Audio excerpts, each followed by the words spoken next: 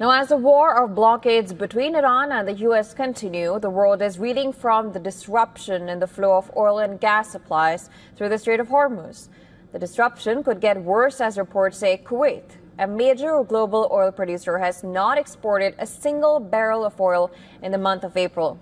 According to an international oil shipment website, Tanker Trackers, for the first time in 30 years, Kuwait recorded zero monthly crude exports. And according to a website, while Kuwait continues to produce oil, exports of crude have effectively halted. Instead, Kuwait is redirecting oil partly to storage facilities and partly into refined products. The development comes at a time when global energy flows have reduced to a trickle as shipping through the Strait of Hormuz remains largely suspended.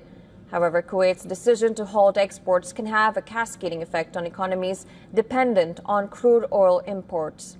Kuwait is among the top 10 producers of crude oil, with daily production around 3 million barrels. It is also among the world's largest proven reserve of oil and hence plays a key role in both OPEC and OPEC Plus groupings. Kuwait's oil exports are mostly headed to South Asian markets, including China, India, and South Korea.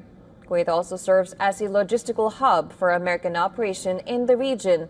The U.S. stations around 13,500 troops in Kuwait, which is the largest in the region.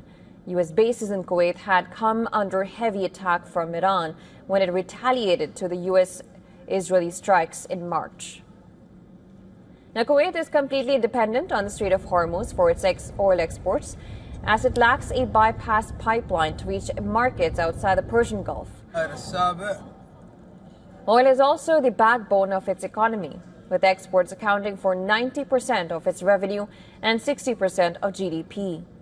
While commenting on the worsening energy crisis, Kirill Dmitriev, special envoy to Russian President Vladimir Putin, called it, quote-unquote, an era of scarcity in a post on X.